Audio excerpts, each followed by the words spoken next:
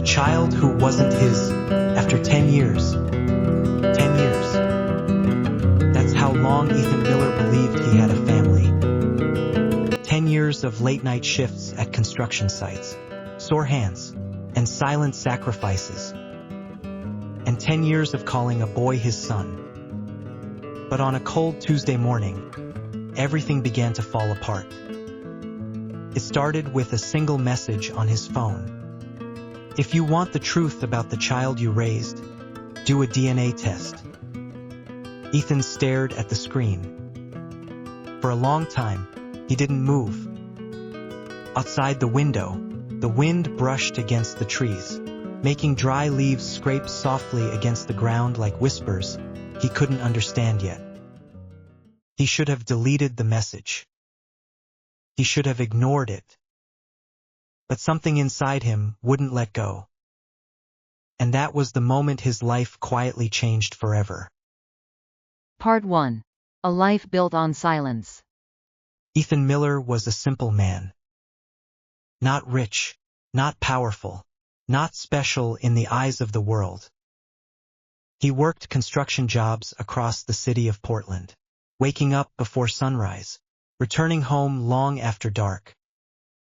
But every night, no matter how exhausted he was, there was one reason he kept going. A boy named Noah.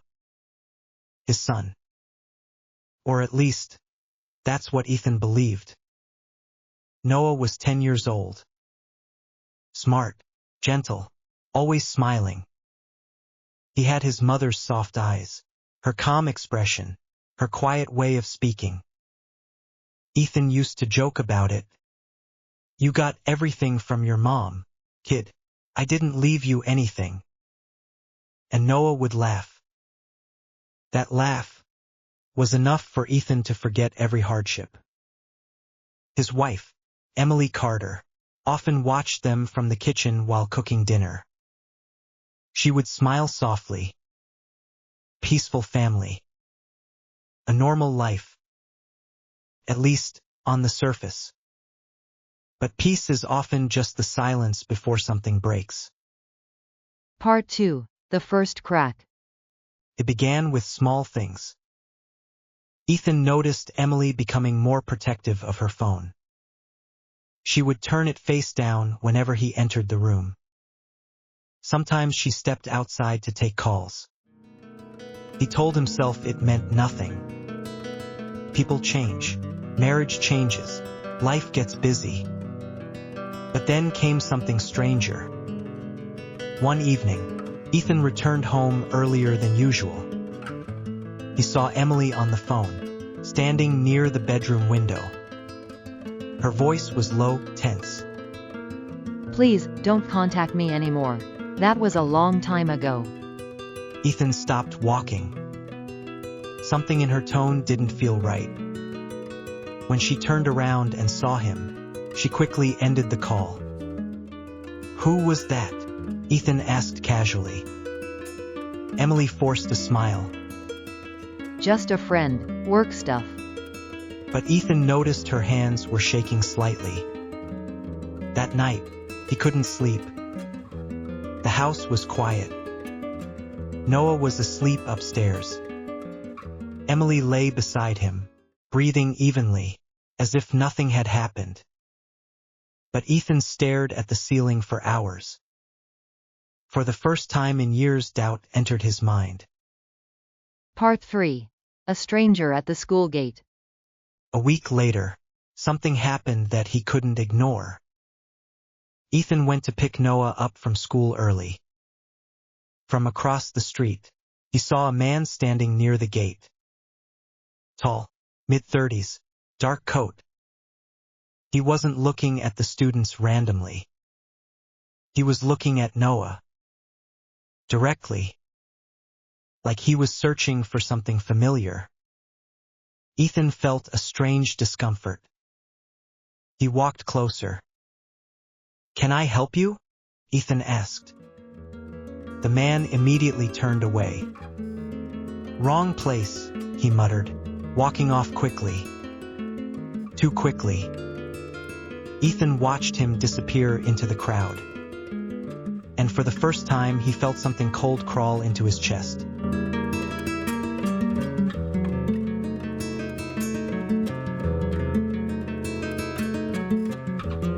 Part 4. The Message. That night, Ethan couldn't shake the feeling. He kept thinking about the man, about Emily's call, about Noah. Then his phone buzzed again. Unknown number. Another message. He looks just like me, doesn't he? Attached was a photo. Noah, holding hands with the same stranger Ethan had seen at the school gate. Ethan's breath stopped. His fingers tightened around the phone. Something inside him cracked.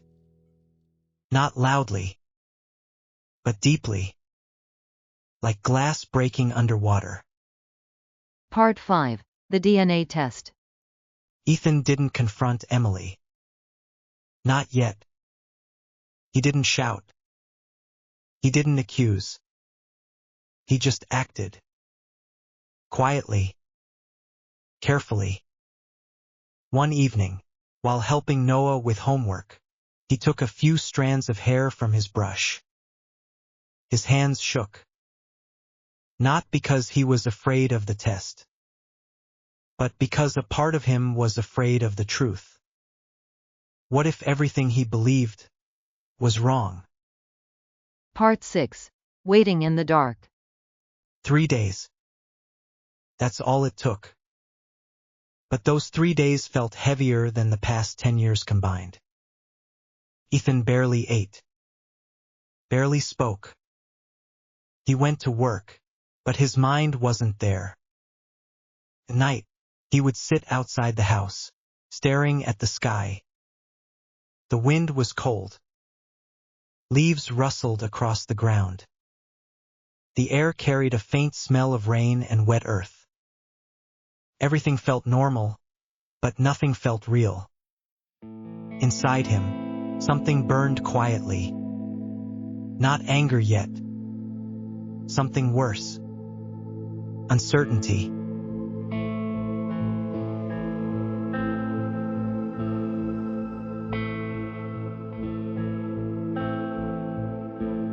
Part 7. The Envelope.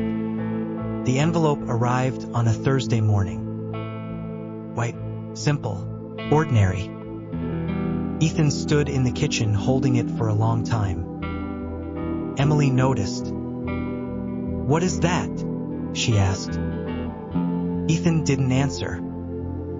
He walked outside, sat on the wooden steps, and opened it. The world around him seemed to slow down. The sound of birds faded. The wind stopped. Even his own heartbeat felt distant.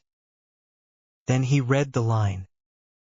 Probability of biological relationship, 0%. For a moment, Ethan didn't understand it. He read it again. And again. 0%. No relationship. No blood.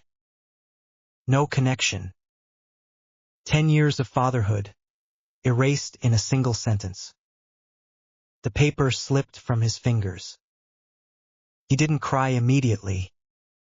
He just sat there, staring at nothing, as if his mind had temporarily left his body. Part 8. The Truth Comes Home. That evening, Emily knew something was wrong. She didn't need to ask. Ethan placed the report on the table. Between them, no words, only silence. Emily saw it, and her face collapsed. Not in surprise, but in exhaustion, like she had been carrying this moment for years. He came back. She whispered. Ethan looked up slowly. Who? Emily's eyes filled with tears. Noah's biological father. Part 9. A story from 10 years ago. Emily confessed everything. 10 years ago, Ethan had been working away from home for months. During that time, she reconnected with an old boyfriend. A mistake. A night she regretted immediately. When she discovered she was pregnant, she was terrified. The man disappeared. No responsibility, no contact, nothing. When Ethan returned home, she made a choice. A silent choice. To say nothing. To let Ethan believe the child was his. Because he loved her.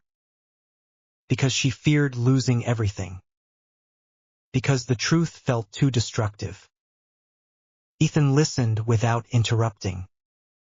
His face didn't change. But something inside him was collapsing quietly. Part 10. The night outside. Later that night, Ethan sat alone outside the house. The sky was dark. Clouds drifted slowly, blocking the moon. A faint wind moved through the trees, carrying the smell of damp grass and distant rain. Leaves rustled softly across the ground. But inside Ethan, there was no silence. Only noise. Not anger. Not sadness. Something heavier. Grief. For a life that had never truly existed. For memories that had changed meaning. For a son who wasn't biologically his, but had always been his in every other way. His chest felt like it was burning from the inside. But his eyes stayed dry. Because some pain doesn't come out as tears. Stays inside, and turns into something else. Part 11. The final visitor. A knock came at the door. Emily opened it. The man from the school gate stood there. The biological father. He looked at Ethan. Then at the house. Then said, "I came to take my son." Silence fell. Noah stood behind the doorway, confused. "Dad?" he asked Ethan. Ethan stepped forward slowly. He blocked the entrance. And said quietly, "The one who raised him is the father." No shouting. No drama. Just truth. Heavy, final. The man didn't respond. He looked at Noah one last time. Then slowly stepped back. And walked away. No fight. No resolution. Just absence. That night, Ethan sat in the dark again. Noah slept upstairs. Emily cried quietly in the bedroom. And Ethan realized something that no test could measure. Blood does not define a father. Years do. Sacrifice does. Love does. But some truths still break people apart before they can understand them. If you were Ethan, would you still stay? Or would you walk away? Comment below. And subscribe for more true emotional story shorts.